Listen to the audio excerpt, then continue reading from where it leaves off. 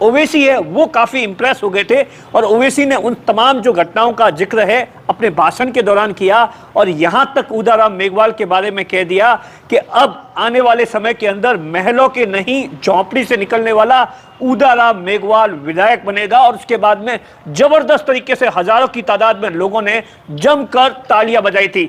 लेकिन आज 24 घंटे ही नहीं बीते हैं और उससे पहले उदाराम मेघवाल दिल्ली के अंदर बीजेपी के मंत्री के साथ नजर आए। जी हां, आपको सुनने में यह अटपटा लगता होगा लेकिन यह सच है कि आज उदाराम मेघवाल, आप देखिए जो तस्वीर आप अपनी स्क्रीन पर देख रहे हैं, यह तस्वीर आज की ही तस्वीर है जो कि बीजेपी के जो जिला महामंत्री है बालाराम मून ने अपने सोशल मीडिया अकाउंट से पोस्ट की है। और दिल्ली के अंदर कैलाश चौधरी के साथ में आप देखिए बीजेपी के जिला अध्यक्ष से लेकर पूर्व जिला अध्यक्ष और बाकी जो नेता है वो नजर आ रहे हैं। सबसे पहले इस तस्वीर को आप गौर से देखिए किस तरीके से इस तस्वीर के अंदर कुल मिलाकर 5 या 6 लोग हैं। 5 या 6 में से आप देखिए कोई बाड़मेर से दावेदार है, कोई शिव से दावेदार है, कोई बायतू से दावेदार है, कोई चोटन से दावेदार है। तो आखिर क्या खिचड़ी पक रही है, ये बड़ी इंटरेस्टिंग बात है। दरअसल ऐसा माना जाता है कि आप देखिए उदाराम मेघवाल लगातार 2023 में चुनाव लड़ने की चौहटन से चुनाव लड़ना चाहते हैं या कहीं और से चुनाव लड़ना चाहते हैं। लेकिन जिस तरीके से पहले उदाराम मेघवाल के बारे में यह कहा गया, इस तरीके की राजनीतिक गलियारों में चर्चा है कि जो कांग्रेस के विधायक मेवाराम जैन हैं वो लगातार उन्हें कांग्रेस में लाने की कोशिश कर रहे थे और तमाम लेवल पर बातचीत भी की, लेकिन उनमें जो बातचीत हुई उसमें सहमति नहीं बन पाई। तो उसके बाद आप देखिए उदाराम मेघवाल पहले वसुंधरा राजे से मिलते हैं और अभी कुछ महीने पहले ही आप देखिए दिल्ली के अंदर अर्जुन राम मेघवाल सहित और एक और बड़े नेता के बीजेपी के बड़े नेता से मुलाकात की थी। और उसके बाद आप देखिए किस तरीके से आज एक बार फिर से तस्वीर आई है। तो लोग इस बात को लेकर कंफ्यूज है कि आखिर उदाराम मेघवाल किस तरीके से, कल तो ओवैसी का मंच शेयर कर रहे थे, आज दूसरी तरफ बीजेपी के मंत्री के साथ में और बीजेपी के जिला अध्यक्ष के साथ में नजर आ रहे हैं। तो आखिर क्या कुछ पूरा मामला चल रहा है, ये बड़ा इंटरेस्टिंग है। उदाराम मेघवाल हमेशा कहते हैं कि जो पार्टी मान सम्मान देगी उसी के साथ में जाऊंगा और जो मेरे समाज के लोग कहेंगे उसी के साथ में जाऊंगा। लेकिन जिस तरीके से आप देखिए जैसे जैसे चुनाव नजदीक आ रहे हैं उदाराम मेघवाल तमाम चीजों को लेकर खंगालने की कोशिश कर रहे हैं। बीजेपी के साथ में भी उनकी बातचीत चल रही है।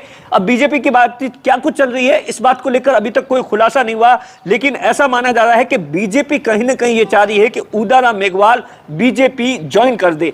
ऐसा क्यों चाह रही है, इसके पीछे भी बड़ी इंटरेस्टिंग कहानी है। राजस्थान के अंदर बाड़मेर के अंदर जो 7 विधानसभा सीटें हैं और 2 आप जैसलमेर के लीजिए, यहां पर एक दलित वोट बैंक, एक बहुत बड़ा वोट बैंक है जहां पर ऐसा माना जाता है 3 से 4 से सीटें ऐसी है जहां पर उदाराम मेघवाल की एक अच्छी खासी पकड़ है। तो उसी को भुनाने के लिए कहीं ना कहीं बीजेपी लगातार ये कोशिश कर रही है कि उदाराम मेघवाल, क्योंकि टिकट चौहटन से उदाराम मेघवाल को बीजेपी की ओर से मिलना थोड़ा सा असंभव लगता है, क्योंकि आदूराम मेघवाल जो कि लगातार प्रयास कर रहे हैं और उन्होंने हाल ही में जिलाध्यक्ष पद से अपना जो इस्तीफा है वो पहले पार्टी को सौंप दिया था, तो कहीं ना कहीं वो चुनाव लड़ने की तैयारी में। ऐसे में चौहटन से जिस तरीके से उदाराम मेघवाल ने कहा था कि वो चौहटन से अपना विधानसभा चुनाव लड़ेंगे, तो वो बीजेपी में तो वो कतई पॉसिबल नहीं है। लेकिन हो सकता है कि कुछ और बात पर सहमति बने और उदाराम मेघवाल बीजेपी में जा सकते हैं, लेकिन इतना आसान भी नहीं है। मैं आपको जानकारी के लिए सबसे पहले बता देता हूं कि उदाराम मेघवाल लंबे समय से आप देखिए राजनीति के अंदर सक्रिय है। उनकी जो शुरुआत है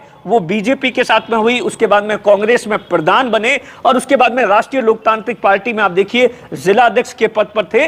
लेकिन हनुमान बेनीवाल के साथ में किसी मुद्दे को लेकर सहमति नहीं बनी या दोनों के विचार अलग थे और इसी बात के बाद में उदाराम मेघवाल ने इस्तीफा दे दिया था। कल जिस तरीके से ओवैसी का मंच शेयर किया और उसके बाद में वहां भाषण दिया, आप देखिए वहां पर सिर्फ उदाराम मेघवाल एक ऐसे नेता थे जो सबसे ज्यादा लोकप्रिय है दलितों के अंदर, अल्पसंख्यक के अंदर, और राष्ट्रीय लोकतांत्रिक पार्टी से सिर्फ विधानसभा से चुनाव लड़ा था और 50,000 के आसपास वोट लेकर आए थे। तो ऐसे में सबसे बड़ा सवाल आप देखिए, एक तरफ तो ओवैसी की पार्टी जिस पर यह हमेशा से यह आरोप लगता है कि वो बीजेपी की बी टीम है, दूसरी तरफ आप देखिए दूसरे दिन ही बीजेपी के मंत्री के साथ में मुलाकात करना। आखिर इस मुलाकात और जिस तरीके से ओवैसी के साथ जाना, इन तमाम चीजों के क्या कुछ मायने हैं ये अब आने वाले दिनों में ही पता चलेगा। कैमरे के पीछे अशोक है, मैं आपका साथी दिनेश बोहरा।